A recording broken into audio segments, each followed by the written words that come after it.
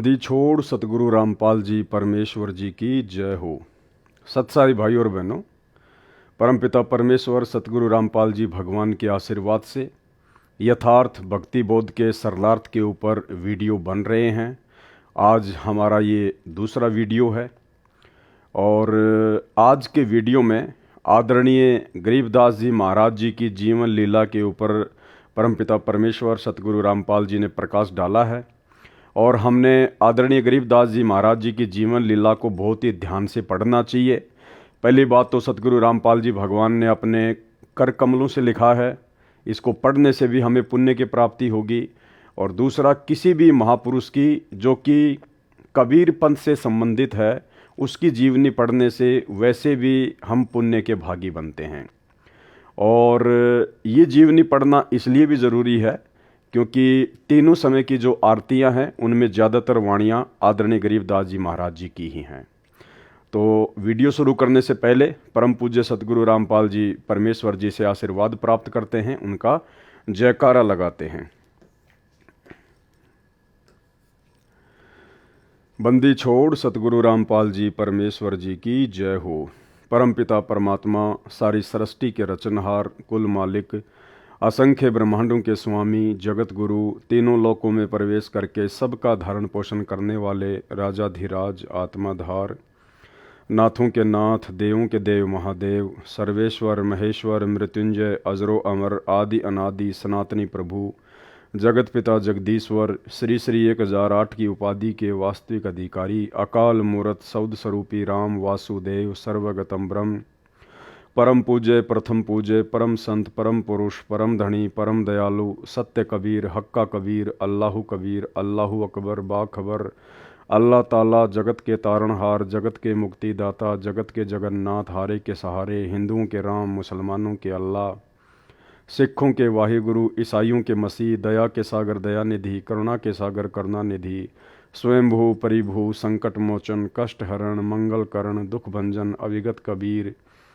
निर्विकार निर्विषम परमात्मा, अलय अलेख सतगुरु, आदि अनादि सतगुरु, असली मर्यादा पुरुषोत्तम, असली राम, असली कृष्ण, असली घनश्याम, असली मुरारी, राजाओं के राजा, महाराजाओं के महाराजा, शहंशाहों के शहंशाह, सम्राटों के सम्राट, भगवानों के भगवान, अल्लाहों के अल्लाह, प्रभुओं के प्रभु, मसीहाओं के मसीह, सच्चे वाहिगुरु, बाबाओं के बाबा, पीरों के पीर, सेठों के सेठ, जगत सेठ, सावड़सा सेठ, सर्वगुण संपन्न, अनंत कोटि कलाओं के स्वामी, अनंत कोटि ब्रह्मांडों के नायक, योगियों में महायोगी, ध्यानियों में महाध्यानी, सिद्धों में परम सिद्ध, ज्ञानियों में तत्वज्ञानी, ब्रह्म ज्ञानी, महाज्ञानी, परम ज्ञानी, सर्वश्रेष्ठ ज्ञानी, युवा कबीर, समर्थ कबीर, असमवात, अमित ओझा, सच्चे रहनुमा, करीम अल्लाह, सुभान अल्लाह, दुनिया के अंतिम पैगंबर, 8 सितंबर 1951 से गांव धनाना, जिला सोनीपत, हरियाणा, भारतवर्ष की पावन भूमि पे प्रकट रियल कल की भगवान श्री नारायण साकार हरि, रियल बाबा साहेब,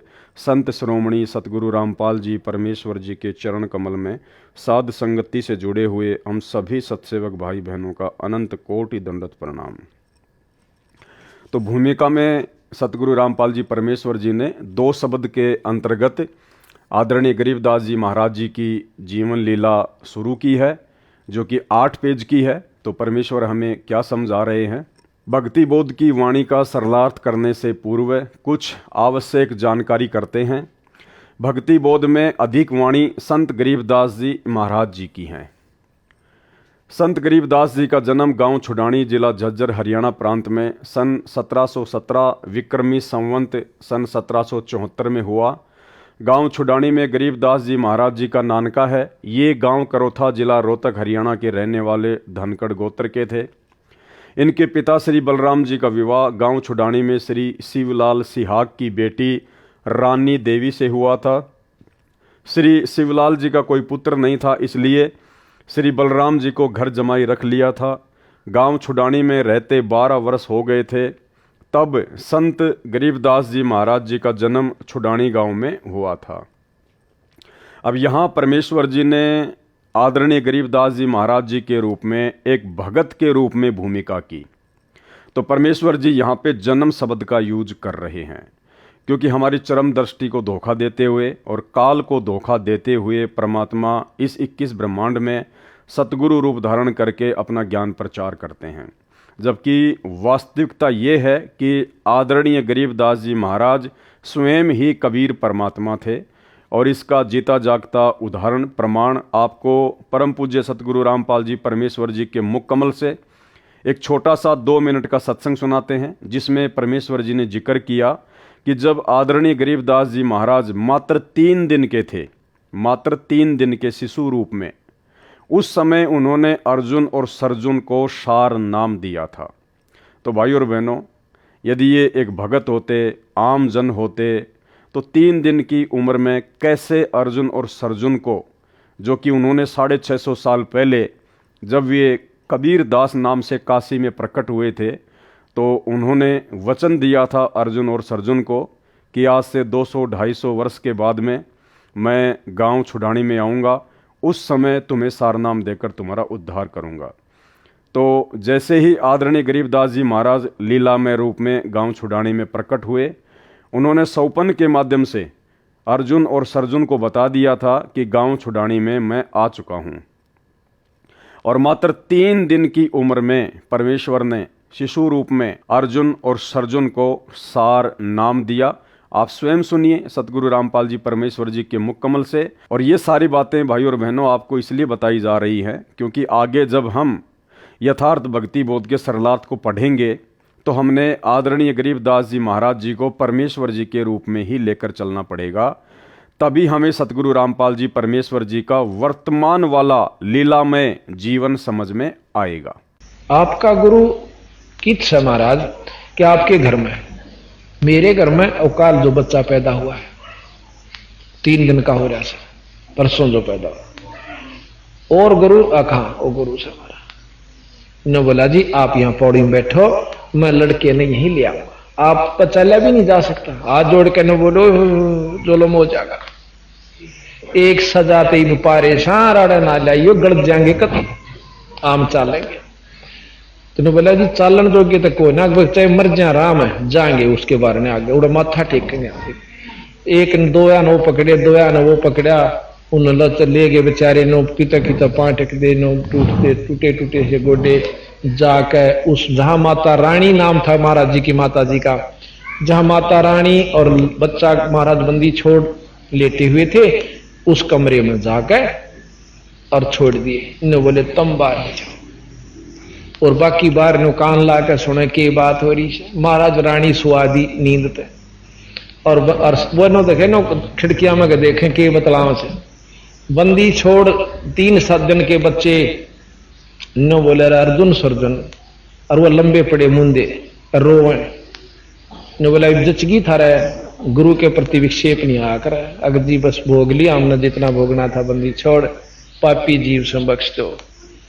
नो बोला आज के बाद प्रण कर लो, कभी भी गुरु के प्रति विक्षेप नहीं लाना, गुरु मानस कर जानते वह नरकइये अंध, महादुखी संसार में आग यम के फल।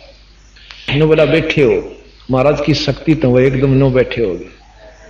नो बोला नाम लो, उपदेश दिया, और भजन करोगे, भजन किया और जाओ मुक्त हो जाओगे। इतना कह के उसने ठाक बलराम जी उनके पौड़ी में ले आए, 2-3 दिन वहां डटे, उसी समय शरीर त्याग कर सतलोक। गांव छुड़ानी में रहते 12 वर्ष हो गए थे तब संत गरीबदास जी महाराज जी का जन्म हुआ था। श्री शिवलाल जी के पास 2500 बीघा, बड़ा बीघा जो वर्तमान के बीघा से 2.75 बड़ा होता था, जमीन थी, जिसके वर्तमान में 1400 एकड़ जमीन बनती है। उस सारी जमीन के वारिस श्री बलराम जी हुए तथा उसके पश्चात उनके इकलौते पुत्र संत गरीबदास जी उस सारी जमीन के वारिस हुए। उस समय पशु अधिक पाले जाते थे, लगभग 150 गौवें थी। बलराम जी रखते थे, उनके चराने के लिए अपने पुत्र गरीबदास जी के साथ अन्य कई चरवा, पाली, गवाले किराए पर ले रखे थे। वे भी गौवों को खेतों में चराने के लिए ले जाया करते थे। जिस समय संत गरीबदास जी 10 वर्ष की आयु के हुए, वे गायों को चराने के लिए नला नामक खेत में गए हुए थे। फाल्गुन मास को सुदी द्वादशी के दिन लगभग 10 बजे परम अक्षर ब्रह्म एक जिंदा महात्मा के वेश में मिले, कंवारी गाय का दूध पिया। जिंदा वेशधारी परमात्मा से ग्वालों ने दूध पीने का आग्रह किया तो परमेश्वर ने कहा कि मैं कंवारी गाय का दूध पीऊंगा। गरीबदास बालक ने एक बछिया जिसकी आयु 1.5 वर्ष की थी जिंदा बाबा के पास लाकर खड़ी कर दी। परमात्मा ने बछिया की कमर पर आशीर्वाद भरा हाथ रख दिया। बछिया के स्तन लंबे लंबे हो गए। एक मिट्टी के 5 किलोग्राम की क्षमता के पात्र को बछिया के स्तनों के नीचे रखा। स्तनों से अपने आप दूध निकलने लगा। मिट्टी का पात्र भर जाने पर दूध निकलना बंद हो गया। पहले जिंदा बाबा ने पिया, शेष दूध को अन्य ग्वालों को पीने के लिए कहा तो जो बड़ी आयु के ग्वाले संख्या में 10-12 थे कहने लगे कि बाबा जी, कंवारी गाय का दूध तो पाप का दूध होता है, हम नहीं पिएंगे। दूसरे, आप न जाने किस जाति के हो, आपका झूठा दूध हम नहीं पिएंगे। तीसरे, यह दूध आपने जादू जंत्र करके निकाला है, हम पर जादू जंत्र का कुप्रभाव पड़ेगा। भाई और बहनों, परमात्मा कहते हैं सकल पदार्थ है जगमाही और भाग बिना नर पावत नाही। तो इन आत्माओं के भाग्य में वो परमेश्वर जी का, जिसको वो झूठा दूध समझ रहे थे, वो अमृत दूध इनके भाग्य में नहीं था। यह कहकर जिस जांडी के वृक्ष के नीचे बैठे थे वहां से चले गए, दूर जाकर किसी पेड़ के नीचे बैठ गए। तब बालक गरीबदास जी ने कहा कि हे बाबा जी, आपका झूठा दूध तो अमृत है, मुझे दीजिए। कुछ दूध बालक गरीबदास जी ने पिया।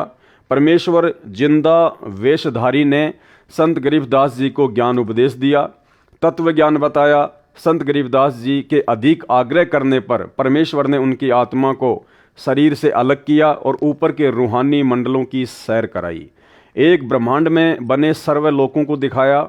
श्री ब्रह्मा जी, श्री विष्णु तथा शिव जी से मिलाया। उसके पश्चात ब्रह्मलोक तथा श्री देवी दुर्गा का लोक दिखाया।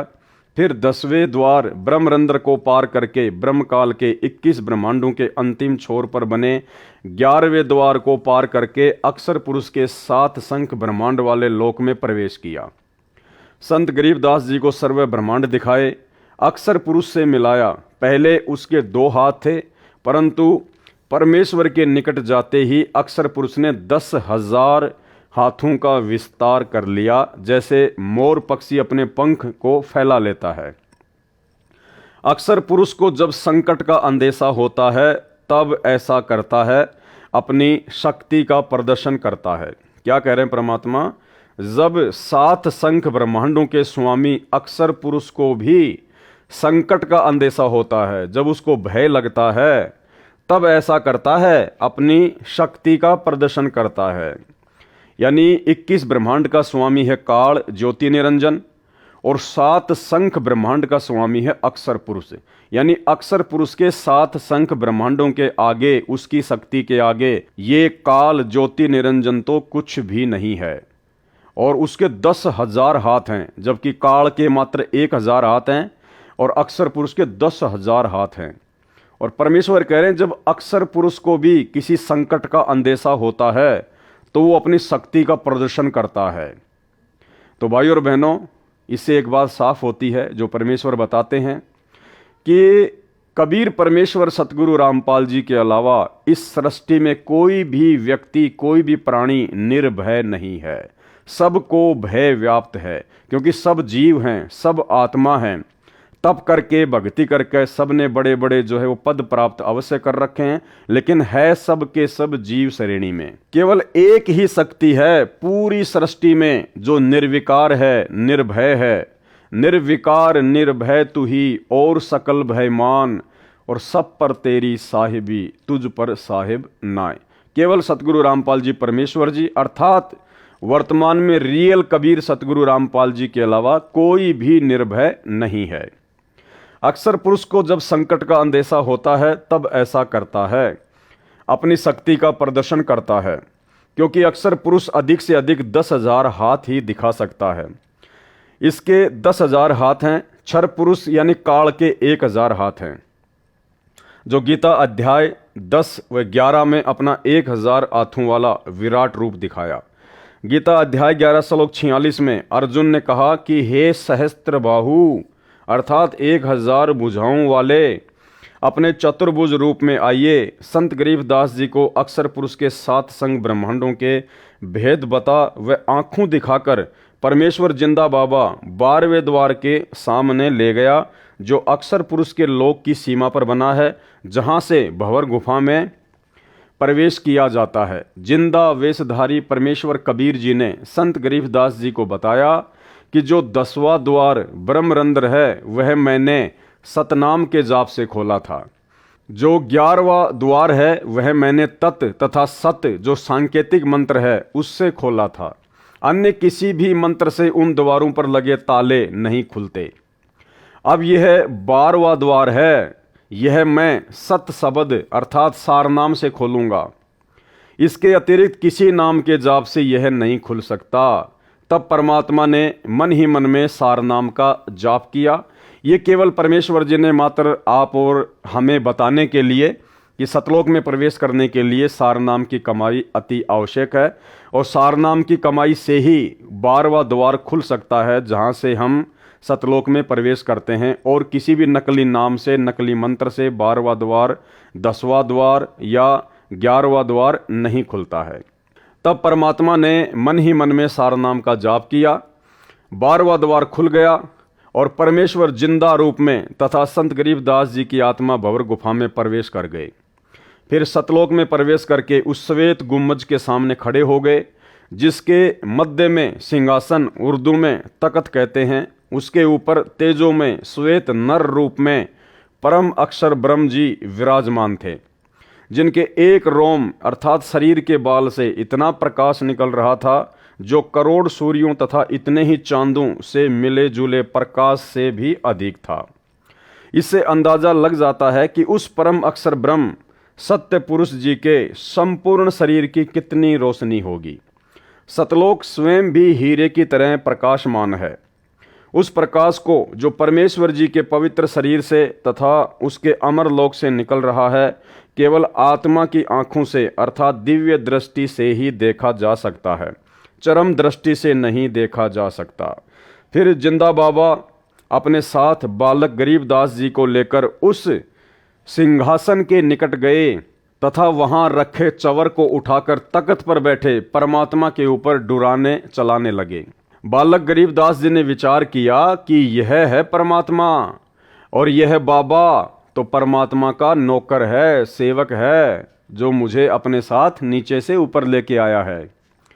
उसी समय तेजो में शरीर वाला प्रभु सिंहासन त्याग कर खड़ा हो गया, जिसको गरीबदास जी परमात्मा समझ रहे थे, जो सिंहासन पर बैठा हुआ था तेजोमय रूप में, वो सिंहासन से खड़ा हो गया और जिंदा बाबा के हाथ से चवर ले लिया और जिंदा बाबा को सिंहासन पर बैठने का संकेत किया। जिंदा वेशधारी प्रभु असंख्य ब्रह्मांडों के मालिक के रूप में सिंहासन पर बैठ गए। पहले वाला प्रभु जिंदा बाबा पर चवर करने लगा। संत गरीबदास जी विचार कर ही रहे थे कि इनमें परमेश्वर कौन है। इतने में तेजों में शरीर वाला प्रभु जिंदा बाबा वाले शरीर में समा गए, दोनों मिलकर एक हो गए। भाई और बहनों, ये जो भ्रमणा है गुरु और परमात्मा को अलग अलग मानने की, ये आदरणीय गरीबदास जी महाराज जी की इस जीवनी से आप और हमारे दिलो दिमाग से हट जानी चाहिए, मिट जानी चाहिए। परमेश्वर का काम परमेश्वर ही कर सकते हैं। परमात्मा का काम सतलोक से आके कोई आम प्राणी, कोई आम जीव नहीं कर सकता।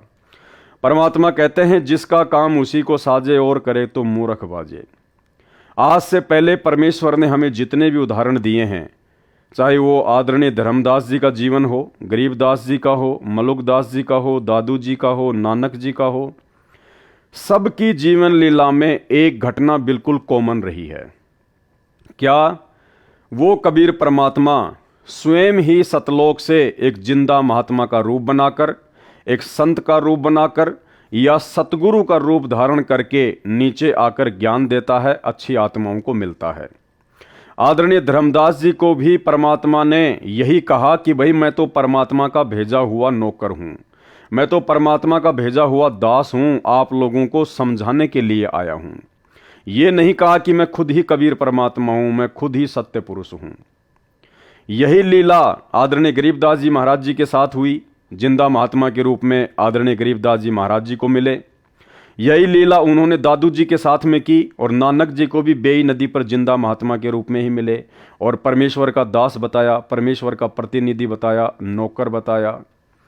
और भाई बहनों, उसके बाद में जब वे महापुरुष उस जिंदा महात्मा के साथ में, जिसको वो मात्र एक बाबा समझ रहे थे, संत समझ रहे थे, परमात्मा का भेजा हुआ कोई दूत समझ रहे थे, जब वे सभी आत्माएं सतलोक देखने के लिए उनके साथ में जाती हैं, तो सबके साथ में यही लीला होती है, यही घटना घटित होती है।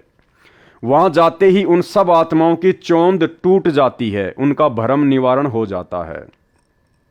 जब वे नीचे से ऊपर जाते हैं जिंदा बाबा के साथ में, और जब वे सतलोक में प्रवेश करते हैं, सिंहासन के पास जाते हैं, तो पहले से ही उनको परमेश्वर अपने किसी अन्य रूप में सिंहासन पर तेजोमय रूप में, नूरी रूप में बैठे हुए मिलते हैं। और जब वो आत्मा उनको देखती है, उनके नूर को, क्योंकि सतलोक में जाते ही ऑटोमेटिक हमारे को परमेश्वर जी के आशीर्वाद से दिव्य दृष्टि प्राप्त हो जाती है। हम इस चरम दृष्टि से उस परमेश्वर को नहीं देख सकते, इसलिए सतलोक में जाते ही परमात्मा हमें दिव्य दृष्टि दे देते हैं। तो गरीबदास जी ने देखा कि भगवान तो ये है, परमात्मा तो ये है जो सिंहासन पर बैठा हुआ है, और इनके शरीर में इतना तेज, 1 करोड़ सूरज और 1 करोड़ चांदों की रोशनी यदि इनके एक बाल से तुलना की जाए, तो परमेश्वर के बाल की चमक, नूर, आभा उन 1 करोड़ सूर्य और 1 करोड़ चंद्रमाओं के प्रकाश से भी ज्यादा है, और शीतल, मन को आनंद देने वाली। तो उन सभी भक्तों ने ये सोचा, सभी आत्माओं ने यही सोचा कि परमात्मा तो ये है, और ये जो जिंदा बाबा है ना, जो मेरे साथ आया है, जो मुझे अपने साथ में लेकर आया है, ये तो इसका कोई नौकर है यहाँ का।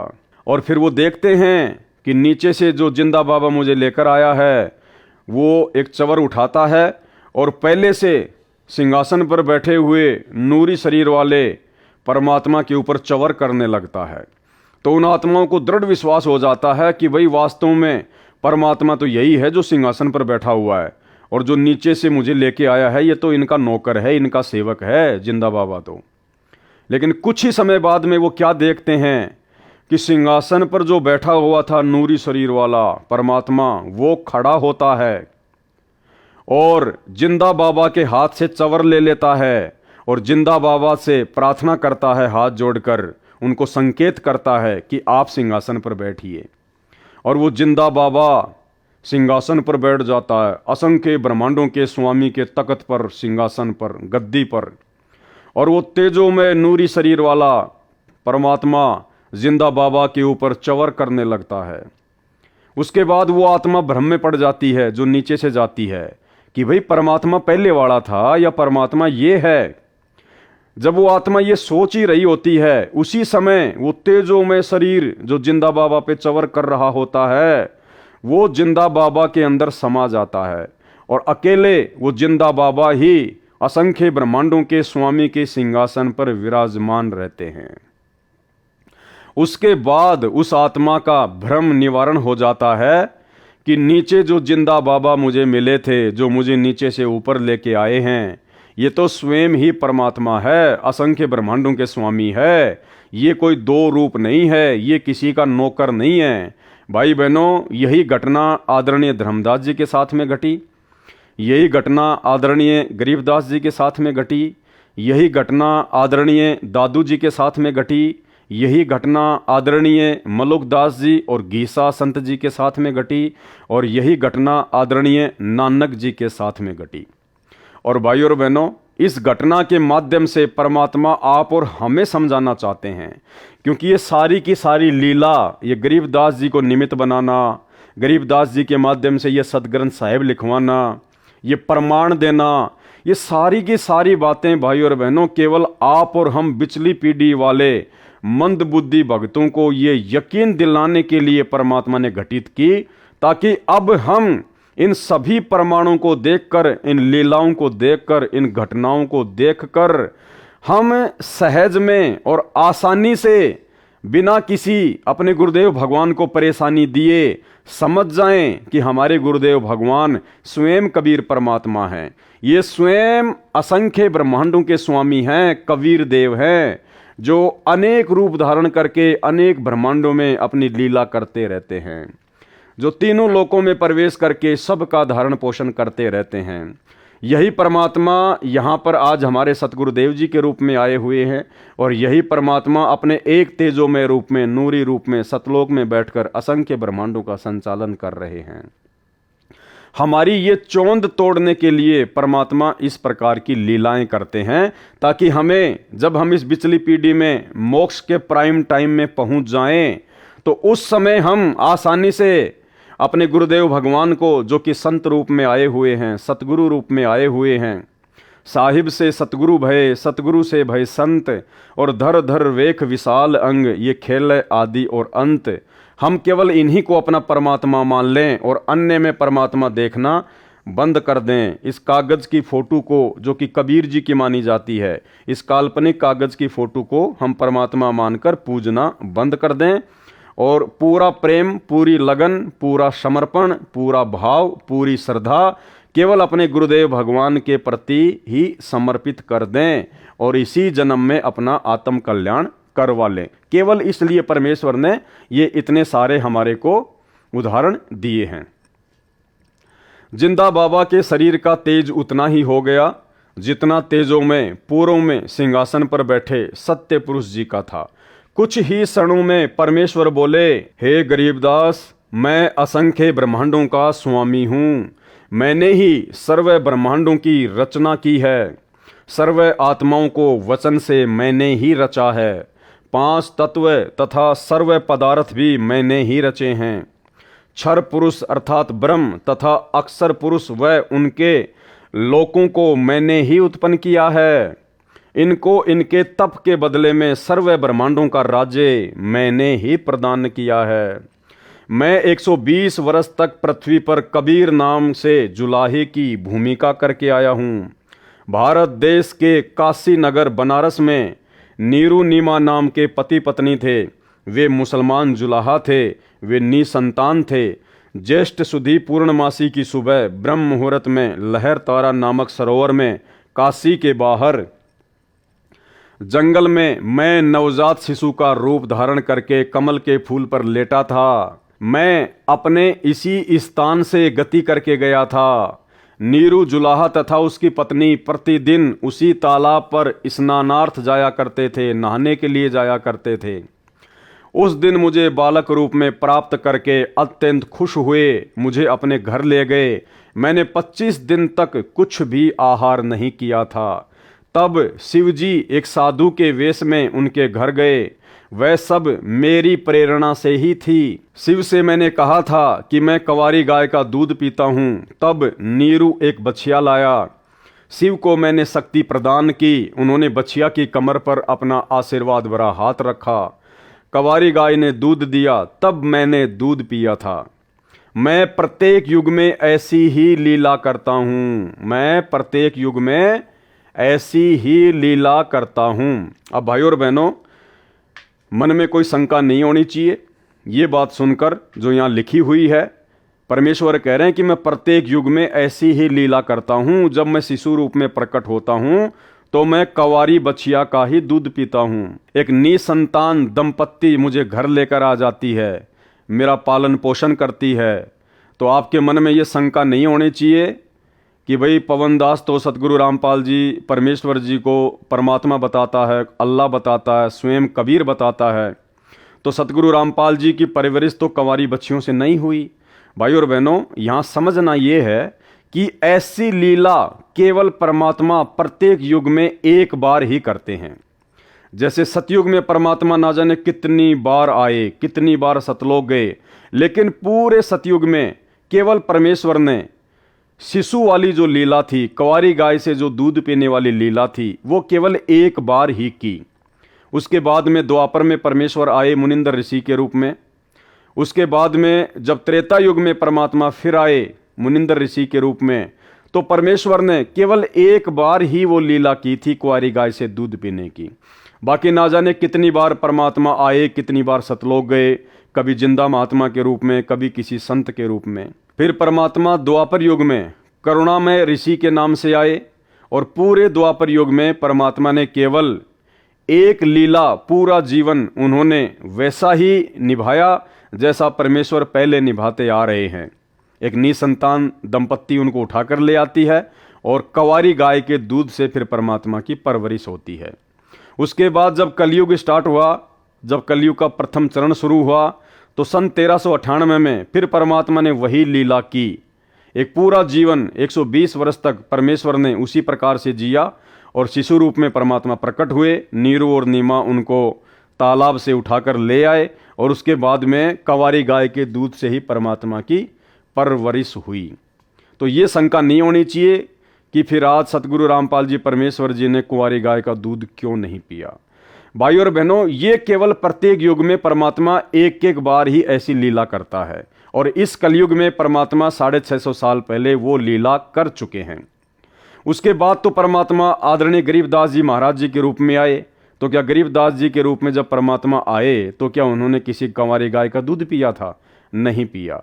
ये परमेश्वर समर्थ है, ये कुछ भी कर सकता है। ये बिना खाए बिना पिए स्वयं भी रह सकता है, पूरी सृष्टि को भी रख सकता है। तो ऐसी लीला परमेश्वर केवल प्रत्येक युग में एक बार ही करते हैं।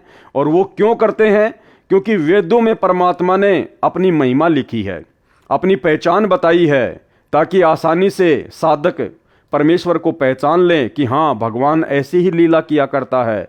जब भगवान धरती पर शिशु रूप में प्रकट होता है तो परमात्मा कुंवारी गाय से ही अपनी परवरिश करवाता है, उसी का दूध पीता है। और ये जो लीला है जो वेदों में लिखी हुई है, ये कबीर परमात्मा के अलावा अन्य जितने भी अवतार हैं, कोई भी महापुरुष है, किसी के जीवन में आपको देखने को नहीं मिलेगी। इसलिए ऐसी लीला केवल परमात्मा प्रत्येक युग में इसलिए करता है क्योंकि वेदों में उस परमेश्वर की ऐसी लीला को पढ़कर और यथार्थ में उनके जीवन से ऐसा देखकर, ऐसे उदाहरण प्राप्त करके हम आसानी से पहचान कर लें कि हाँ, कबीर जी ही सच्चे परमात्मा हैं, सच्चे परमेश्वर हैं। इसके अलावा परमात्मा ना जाने कब कितने रूप में आ जाते हैं, कैसी कैसी लीला करते हैं, जब चाहे जहां वो प्रकट हो जाते हैं। उनकी गति को कोई नहीं जान सकता। इसलिए वर्तमान में कोई भी भाई बहन अपने परम पूज्य परमेश्वर सतगुरु रामपाल जी के प्रति मन में शंका ना करे कि भाई सतगुरु रामपाल जी परमेश्वर जी ने कब कुंवारी गाय का दूध पिया था। ये परमेश्वर हैं। जिस प्रकार जैसी लीला आदरणीय गरीबदास जी महाराज जी ने की, सेम टू सेम लीला सतगुरु रामपाल जी परमेश्वर जी ने की है। आगे आपको गरीबदास जी महाराज जी की जीवनी से और अच्छे से समझाया जाएगा। इसलिए दास बार बार कह रहा है कि आदरणीय गरीबदास जी महाराज जी के जीवन को समझना हम भक्तों के लिए बहुत ज़्यादा आवश्यक है, क्योंकि गरीबदास जी महाराज जी की जीवन लीला को समझे बिना हम सतगुरु रामपाल जी परमेश्वर जी की जीवन लीला को नहीं समझ पाएंगे। जब मैं शिशु रूप में प्रकट होता हूं तब कंवारी गायों से मेरी परवरिश की लीला हुआ करती है। हे गरीबदास, चारों वेद मेरी महिमा का गुणगान करते हैं। वेद मेरा भेद है, मैं ना वेदन के माही, जौन वेद से मैं मिलूं वह वेद जानते नाही। ऋग्वेद मंडल 9 सूक्त 1 मंत्र 9 में लिखा है कि जब परमेश्वर शिशु रूप में पृथ्वी पर प्रकट होते हैं तो उनकी परवरिश की लीला कंवारी गायों द्वारा होती है। मैं सतयुग में सत सुकृत नाम से प्रकट हुआ था, त्रेता युग में मुनिंदर नाम से तथा द्वापर में करुणामय नाम से, और संवत 1455 ज्येष्ठ सुधी पूर्णमासी को मैं कलयुग में कबीर नाम से प्रकट हुआ, वह प्रसिद्ध हुआ था। ये सब प्रसंग सुनकर संत गरीबदास जी ने कहा कि परवरदिगार, यह ज्ञान मुझे कैसे याद रहेगा। तब परमेश्वर जी ने बालक गरीबदास जी को आशीर्वाद दिया और कहा कि मैंने तेरा ज्ञान योग खोल दिया है, अध्यात्म ज्ञान तेरे अंतःकरण में डाल दिया है। अब आप असंख्य युगों के पहले से लेकर वर्तमान तथा भविष्य का ज्ञान भी याद रखोगे। दूसरी ओर नीचे पृथ्वी पर शाम के 3 बजे के आसपास अन्य ग्वालों को याद आया कि गरीबदास नहीं है, लाओ उठाकर। तब एक पाली गया, उसने दूर से आवाज लगाई कि हे गरीबदास, आजा, गायों के सामने खड़ा होकर अपनी बारी कर। हम बहुत देर से खड़े हैं। भगत गरीबदास जी नहीं बोले और न उठे, क्योंकि पृथ्वी पर तो केवल शरीर था, जीव आत्मा तो ऊपर के मंडलों की सैर कर रही थी। उस पाली ने निकट जाकर हाथ से शरीर को हिलाया तो शरीर जमीन पर गिर गया। पहले सुखासन पर स्थित था, यानी पहले वो शरीर जमीन पर बैठा हुआ था। ग्वाले ने देखा तो बालक गरीबदास को मृत पाया, मरा हुआ पाया।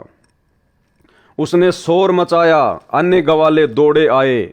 उनमें से एक गांव छुडानी की ओर दौड़ा। छुडानी गांव से गांव कबलाना के रास्ते पर वह जांडी का पेड़ था, जिसके नीचे परमेश्वर जी जिंदा रूप में गरीबदास जी तथा अन्य पालियों के साथ बैठे थे।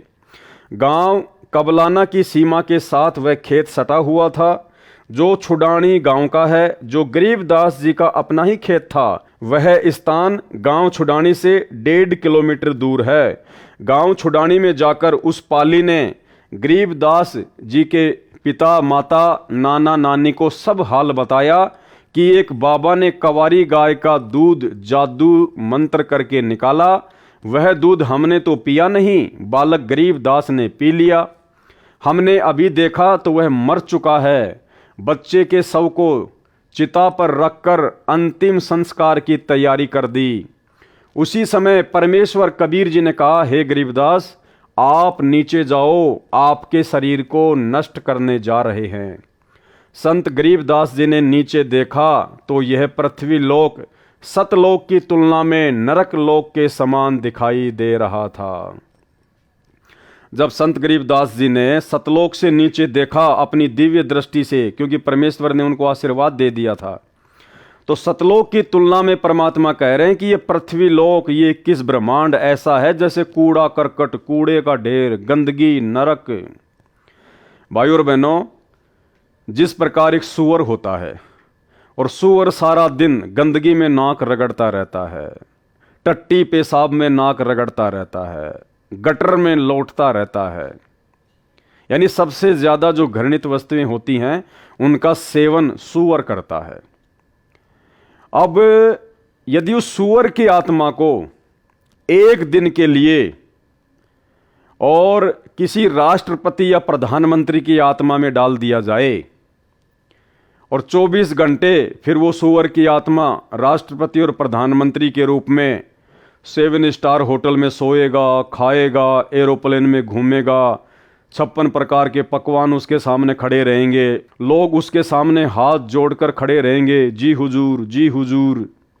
तो भाइयों और बहनों, 24 घंटे समाप्त होने के बाद अब उस सूअर की आत्मा को कहा जाए कि भाई अब आपका समय समाप्त हो गया, आप वापस सूअर के शरीर में जाइए। तो क्या वो आत्मा जो प्रधानमंत्री के शरीर में विराजमान है, जो सर्व सुख भोग रही है, सर्व आनंद भोग रही है, क्या उस आत्मा की आसानी से इच्छा बनेगी वापस सूअर के शरीर में जाने की? क्योंकि जब वो प्रधानमंत्री के शरीर से और सूअर वाली स्थिति को देखेगा, उस जगह को देखेगा, गटर को देखेगा, टट्टी पेशाब को देखेगा, गंदगी को देखेगा, तो उसकी इच्छा नहीं बनेगी कि मैं इस शरीर से निकलकर सूअर के शरीर में चला जाऊं।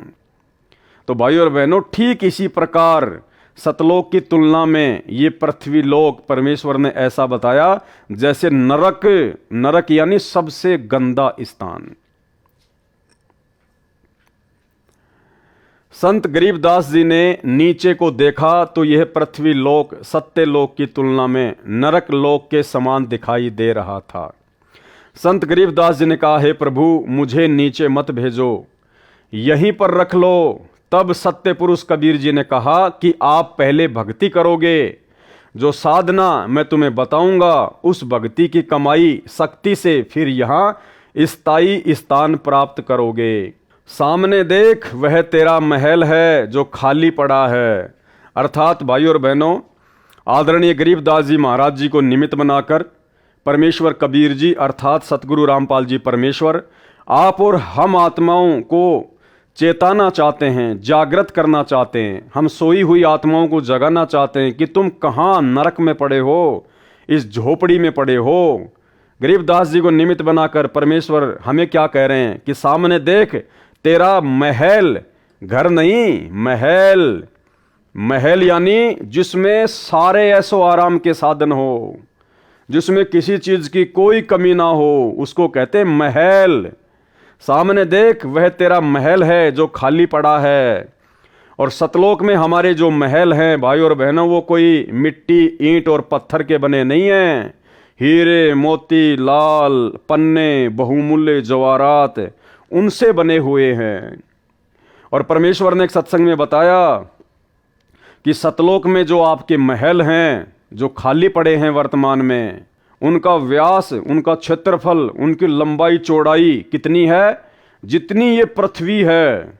ये पृथ्वी देख लो कितनी बड़ी है, जिसके ऊपर 7 समुंदर, लगभग 300 के आसपास बड़े बड़े देश हैं। जितनी बड़ी ये पूरी पृथ्वी है, इससे भी बड़े बड़े सतलोक में आप और हमारे महल हैं। क्योंकि वहां पर हमारा जो शरीर होता है वो 16 सूर्य जितना तेजोमय होता है, तो लंबाई चौड़ाई भी उसी आकार में होगी हमारी। इसलिए परमात्मा कह रहे हैं कि सतलोक में आपके मकान खाली पड़े हुए हैं। और यहाँ हम लोग कोई छोटा मोटा, कोई 50 गज में, कोई 100 गज में, कोई टूटा फूटा मकान बना लेते हैं, तो फूला नहीं समाते कि पता नहीं मैंने क्या प्राप्त कर लिया। सामने देख, वह तेरा महल है जो खाली पड़ा है। सर्व खाद्य पदार्थ भरे पड़े हैं। नीचे पृथ्वी पर वर्षा होगी तो अन्न होगा, कितनी मेहनत करनी पड़ती है। यहाँ जैसे पदार्थ पृथ्वी पर हैं ही नहीं। आप नीचे जाओ, प्रथम मंत्र मैंने तुझे दे दिया है, फिर सत्य नाम भी तुझे प्रदान करने आऊंगा। यह सतनाम 2 अक्षर का होता है, एक ओम अक्षर, दूसरा तत्, ये सांकेतिक है। फिर कुछ समय उपरांत तुझे सार नाम दूंगा। इन सर्व नामों प्रथम, दूसरा तथा तीसरा की साधना करके ही तू यहाँ आ सकेगा। अर्थात हम भगत भाई बहन इन तीनों मंत्रों की साधना मर्यादा में आजीवन रहकर ही सतलोक जा सकते हैं। मैं हरदम भगत के साथ रहता हूं। परमात्मा क्या कह रहे हैं कि मैं हरदम भगत के साथ रहता हूं। यानी भाई और बहनों, यदि हम मर्यादा में हैं और अपने गुरु को परमात्मा मान चुके हैं, परमेश्वर मान चुके हैं, और गुरु को परमात्मा मानने का सबसे पहला जो मापदंड है वो यही है कि अपने गुरु जी के अलावा आपने किसी और में परमात्मा को देखना बंद करना होगा। आपने अपने गुरु भगवान के अलावा किसी और को दंडवत करना बंद करना होगा। अपने गुरुदेव भगवान के प्रकट दिवस के अलावा आपने किसी और का कबीर प्रकट दिवस मनाना बंद करना होगा। ये पहला मापदंड है अपने गुरु को परमात्मा मानने का। और जब हम अपने गुरु को परमात्मा मान लेंगे, उसके बाद क्या कह रहे हैं परमात्मा? मैं हरदम भगत के साथ रहता हूं, तू चिंता मत करना, अब आप शीघ्र जाइए। इतना कहकर परम अक्षर पुरुष जी ने संत गरीबदास जी के जीव को शरीर में प्रवेश कर दिया। कुल परिवार के लोग चिता में अग्नि लगाने ही वाले थे। उसी समय बच्चे के शरीर में हलचल हुई। शव को रस्से से बांधकर ले जाते हैं, वह रस्सा भी अपने आप टूट गया। संत गरीबदास जी उठकर बैठ गए, चिता से नीचे उतरकर खड़े हो गए। उपस्थित गांव के व परिवार के व्यक्तियों की खुशी का ठिकाना नहीं रहा। बालक गरीबदास ऊपर को आंखें करके परमात्मा को देख रहा था, तथा जो अमृत ज्ञान परमेश्वर जी ने उनके अंतःकरण में डाला था, वह अमृतवाणी दोहों व चौपाइयों तथा शब्दों के रूप में बोलने लगा। गांव वालों को उस अमृतवाणी का ज्ञान नहीं था, इसलिए उन्होंने सोचा कि बच्चे को बाबा ने फटकार मार दी, जिस कारण से बड़बड़ा रहा है, कुछ का कुछ बोल रहा है। परंतु परमात्मा का 100 शुक्र मना रहे थे कि लड़की का लड़का जीवित हो गया। पागल है तो भी लड़की रानी देवी अपना दिल रोक कर खुश रहेगी। यह समझकर महापुरुष गरीबदास जी को पागल गांव की भाषा में बावलिया कहने लगे। भाई, अगर गरीबदास जी अगर एक भगत होते तो भगत के लिए कभी भी महापुरुष शब्द का प्रयोग नहीं किया जाता है। महापुरुष तो केवल पूरी सृष्टि में एक ही है, कबीर परमात्मा सतगुरु रामपाल जी। 3 वर्ष के पश्चात एक गोपाल दास संत दादू दास जी के पंथ से दीक्षित था। वह संतों की वाणी को समझता था, उसके महत्व को जानता था। वह वैश्य जाति से था, यानी वो बनिया था। संत वेशभूषा में रहता था। बनिए के घर जन्म होने के कारण कुछ पढ़ा लिखा भी था। घर त्याग कर संन्यास ले रखा था। अधिकतर भ्रमण करता रहता था, गांव-गांव में जाकर प्रचार करता था। कुछ शिष्य भी बना रखे थे। उसका एक बैरागी गांव छुड़ानी का भी शिष्य था, वह उसके घर रुका हुआ था। उस शिष्य ने संत गोपाल दास जी से कहा कि हे गुरुदेव, हमारे गांव के चौधरी का दोहता यानी लड़की का लड़का किसी साधु की फटकार से पागल हो गया है। वह तो मर गया था, चिता पर रख दिया था। लड़की रानी की किस्मत से बच्चा जीवित हो गया, परंतु पागल हो गया। सब जगह झाड़ फूक करने वालों से भी इलाज करा लिया। अन्य दवाई पागलपन दूर करने की भी बहुत खिला ली, लेकिन कोई राहत नहीं मिली। उस शिष्य ने वह सर्व घटना भी बताई जो कवारी गाय का दूध निकलवाकर बच्चे गरीब दास जी को पिलाने की घटित हुई थी। फिर उसने कहा कि कहते हैं संत की विद्या को संत ही काट सकता है, कुछ कृपा करो गुरुदेव। संत गोपाल दास जी ने कहा कि बुलाओ उस लड़के को। शिष्य ने चौधरी शिवलाल जी से कहा कि मेरे घर पर एक बाबा जी आया है, मैंने उसको आपके दोते गरीबदास जी के बारे में बताया है। बाबा जी ने कहा है कि एक बार बुलाओ, ठीक हो जाएगा, एक बार दिखा लो। अब तो गांव में ही बाबा जी आया है, बहुत पहुंचा हुआ संत है, जगत का पेखना पेख्या, धनी का नाम ना लेखा। जो पहुंचे हुए संत थे, जो महापुरुष थे आदरणीय गरीबदास जी महाराज जी, उनको तो कहने लगे बावलिया। और दादू पंथ से दीक्षित एक बनिया, एक भगत संत गोपाल दास जी को पहुंचा हुआ महात्मा कह रहे हैं।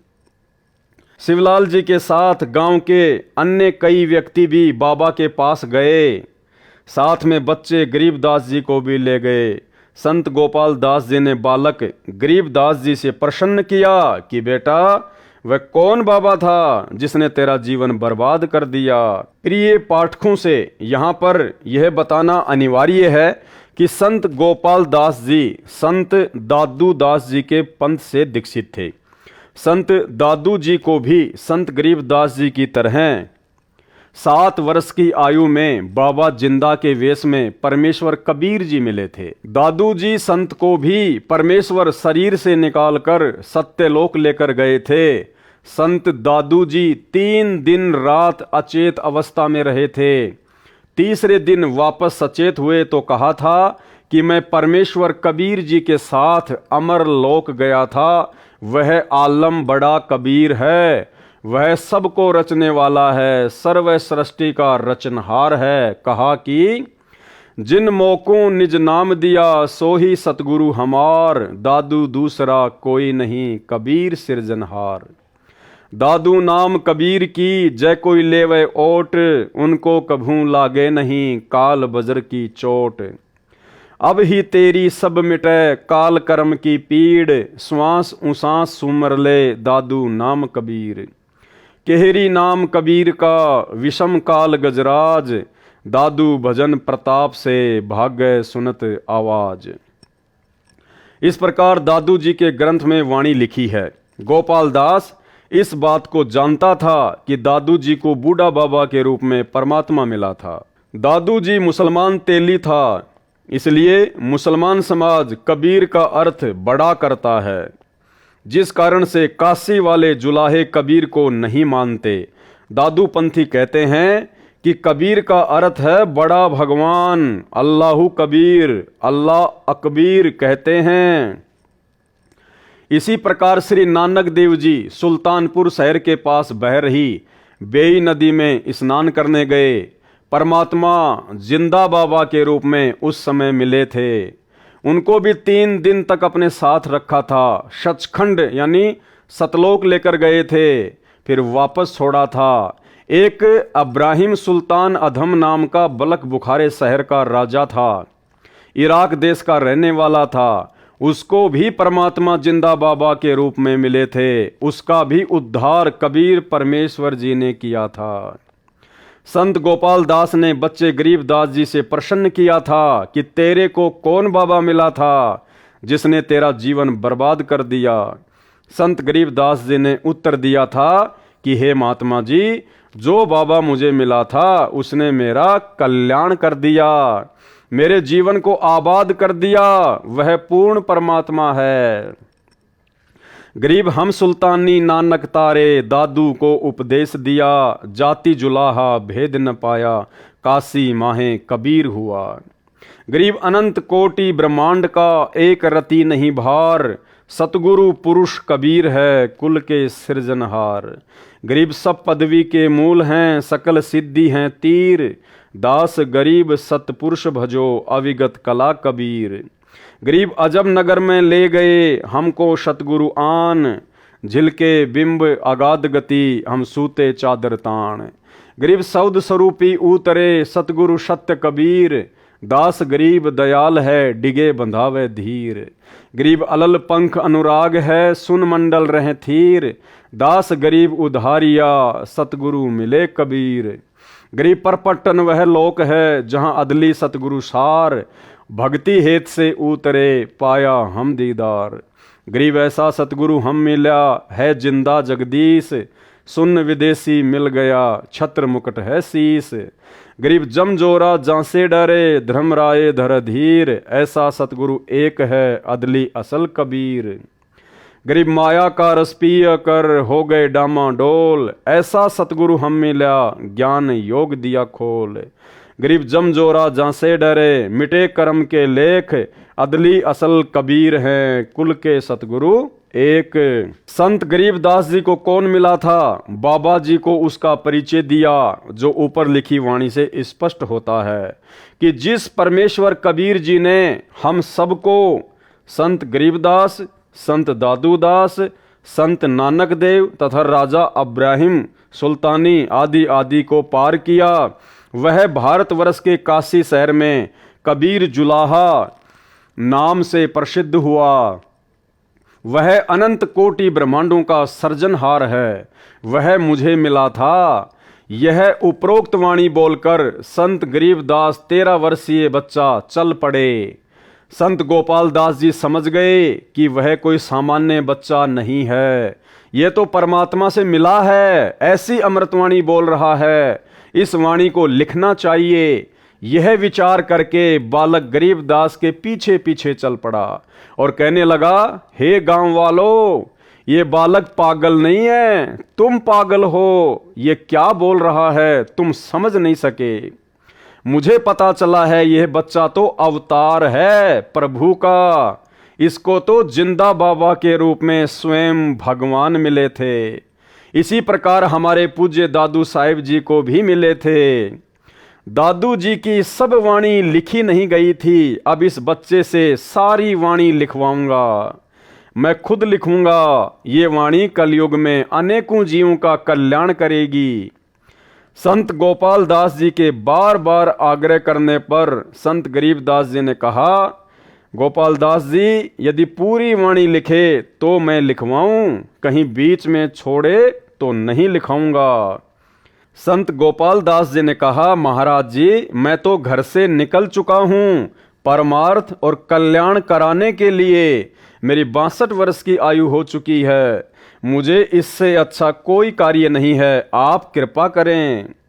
तब संत गरीबदास जी तथा संत गोपाल दास जी बेरी के बाग में एक जांडी के नीचे बैठकर वाणी को लिखवाने लगे। वह बेरी का बाग संत गरीबदास जी का अपना ही था। उस समय छुडानी गांव के आसपास रेतीला क्षेत्र था, जैसे राजस्थान में है। वहां पर जांडी के वृक्ष अधिक होते थे, उनकी छाया का ही प्रयोग अधिक किया जाता था। इस प्रकार संत गरीबदास जी ने परमात्मा से प्राप्त तत्व ज्ञान आंखों देखा हाल वाणी रूप में बोला तथा संत गोपाल दास जी ने लिखा। लगभग 6 महीनों तक यह कार्य किया, यानी आदरणीय सदग्रंथ साहिब को लिखने में लगभग 6 महीने का समय लगा संत गोपाल दास जी को। फिर जब जब किसी से वार्ता होती तो संत गरीबदास जी वाणी बोला करते थे, तो अन्य व्यक्ति भी लिख लिया करते थे, जिसको एक ग्रंथ रूप में हाथ से लिखा गया था।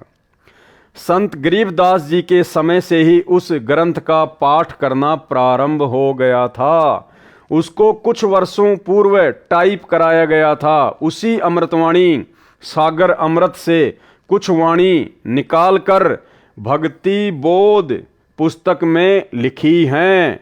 यानी जिस भक्ति बोध का अब परमेश्वर आगे खुलासा करेंगे, उसी अमृतवाणी सागर अमृत से कुछ वाणी निकालकर भक्ति बोध पुस्तक में लिखी हैं। इसके अतिरिक्त परमेश्वर कबीर जी ने जो सूक्ष्म वेद अपने मुख कमल से बोला था, कबीर सागर, उस अमृत सागर कबीर सागर से निकालकर इसी भक्ति बोध पुस्तक में लिखी हैं। उस अमृतवाणी का अब सरलार्थ प्रारंभ किया जाता है। यानी भाइयों और बहनों, अभी तक आपने ये जो 2 वीडियो देखे हैं, इन 2 वीडियो में परमेश्वर जी ने भक्ति बोध पुस्तक का सरलार्थ करने से पहले केवल एक भूमिका बनाई है। यानी जिन जिन महापुरुषों का और जिन जिन महापुरुषों की वाणियों का भक्ति बोध में विशेष महत्व है, विशेष रोल है, हमें पहले उनके बारे में जानना अति आवश्यक था, ताकि हम भक्ति बोध के सरलार्थ को आसानी से समझ सकें, पढ़ सकें।